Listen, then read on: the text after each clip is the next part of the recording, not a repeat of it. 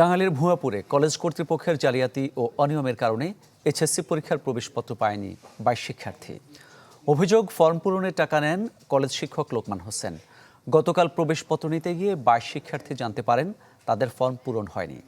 এ সময় তারা কলেজের সামনেই বিক্ষোভ করেন। আজ পরীক্ষা কেন্দ্রে গেলে তাদের গেটেই আটকে দেয়া হয়। কান্নায় ভেঙে পড়েন শিক্ষার্থীরা। যদিও এ ব্যাপারে কোনো সদুত্তর দিতে পারেনি কলেজ কর্তৃপক্ষ। তদন্ত করে প্রয়োজনীয় ব্যবস্থা নেওয়ার কথা জানিয়েছেন উপজেলা নির্বাহী কর্মকর্তা। আমাদের লোকমান স্যার আমাদের বাংলা ক্লাস করে, সেই স্যারের কাছে বললাম, স্যার আমাদের আর্থিক অবস্থা খুবই খারাপ, আর কাছে 4,000 টাকা পাঠাচ্ছি, তো 4,000 টাকা নেন। 4,000 টাকা দিছি প্রায় 1 মাস আগে, 4,000 টাকা দিছি। তাহলে আমাদের ফর্ম ফিল আপ করে দেবো না? আমরা আসি, ঘুরি, খালি ঘুরি, কলেজ যাই, সিট দেখান, আমাদের সিট দেখাইছে ভুয়া সিট। আমাদের দাবি আমরা যেন ভালোভাবে এক্সামটা দিতে পারি, মানে এক্সামটা যেন আমরা যে কোনো মূল্যে আমরা এক্সামটা দিতে পারি। এই যে 12 জন ছেলে যে পরীক্ষা যদি এইটা যদি কোনো প্ররোচনা কারো কাছে গিয়ে যদি ওরা এই ধরনের ক্ষতিগ্রস্ত হয়ে থাকে, তাহলে এই ক্ষতিগ্রস্ত যেন আমরা তদন্ত কমিটি করছি একটা। শিক্ষার্থীদের কাছে আমরা জানলাম যে এখানে বিভিন্ন প্রকার অনিয়ম হয়েছে। অনিয়মের বিষয়টা আমরা তদন্ত করে দেখব, তদন্ত করে সেক্ষেত্রে আইনানুগ ব্যবস্থা গ্রহণ করা হবে। এ বিষয়ে আরও খবর জানাতে টাঙ্গাইল থেকে সরাসরি যোগ দিচ্ছেন সহকর্মী মাসুদ রানা। মাসুদ রানা, যে সকল শিক্ষার্থী পরীক্ষা দিতে পারেনি, জেলা শিক্ষা উপজেলা নির্বাহী কর্মকর্তা তো বলেছেন তদন্ত করে ব্যবস্থা, কিন্তু তাদের পরীক্ষা দেওয়ার বিষয়টা নিশ্চিতে জেলা শিক্ষা অফিস থেকে কি কোনো নির্দেশনা দেওয়া হয়েছে কিংবা কিছু যোগাযোগ করেছেন? নগদের কাছে সব গ্রাহকই প্রিয়, তাই তো সারা দেশে ক্যাশ আউট চার্জ সবচেয়ে কম।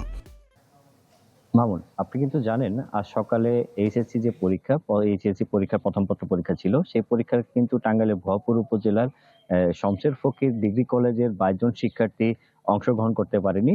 তারা দাবি করেছে যে তাদের এই পরীক্ষা অংশগ্রহণ না করার পিছনে কলেজ কর্তৃপক্ষ এবং একজন শিক্ষক রয়েছেন, যার জালিয়াতি অনিয়মের কারণে কিন্তু তারা পরীক্ষা দিতে পারেনি।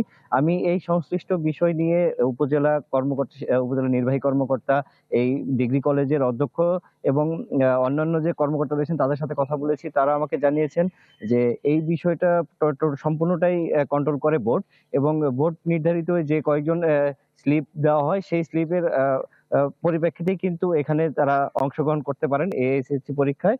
এবং এখানে সংশ্লিষ্ট কর্তৃপক্ষ আমাকে জানিয়েছেন এই যে পরীক্ষা, এই পরীক্ষায় যারা 22 জন শিক্ষার্থী অংশ নিতে পারেননি তারা কিন্তু কেউই এই পরীক্ষার মুহূর্তে যে ফর্ম ফিল আপ করা হয় এবং ফর্ম ফিল আপের পরে যে কিছু প্রয়োজনীয় কাগজপত্র ঢাকা পড়ে যায়, সেই কাগজগুলো তারা দিতে পারেনি, যে কারণে তারা এই পরীক্ষার প্রবেশপত্র পায়নি।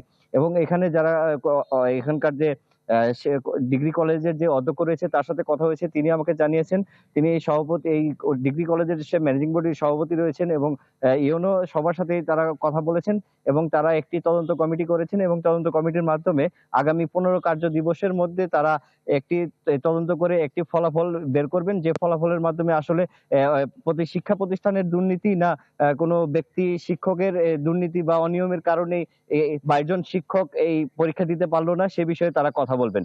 এবং আমি উপজেলা শিক্ষা অফিসারের সাথে কথা বলেছি, তিনি আমাকে জানিয়েছেন যেহেতু এটা ঢাকা শিক্ষা বোর্ডের বিষয়, সেহেতু এখন পর্যন্ত যারা শিক্ষার্থী রয়েছেন 22 জন শিক্ষার্থী, তারা তাদের ফর্ম ফিল আপ ঠিক মতো না করতে পারার কারণে তাদেরটা প্রবেশপত্র আসেনি।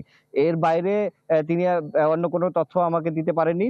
এছাড়াও এখানে যারা সর্বশেষ আমার কথা হয়েছে উপজেলা নির্বাহী কর্মকর্তা, তিনি জানিয়েছেন যদি শিক্ষার্থীরা তার কাছে লিখিত কোনো আবেদন দেন যে এই 22 জন শিক্ষার্থী, তাহলে সেই আবেদনের প্রেক্ষিতে তিনি ব্যক্তিগতভাবে একটি তদন্ত কমিটি করে এই বিষয়ে প্রয়োজনীয় ব্যবস্থা নেবেন যারা এর সাথে জড়িত রয়েছেন। মামুন, ধন্যবাদ আপনাকে। টাঙ্গাইল থেকে জানাচ্ছিলেন সহকর্মী মাসুদ রানা।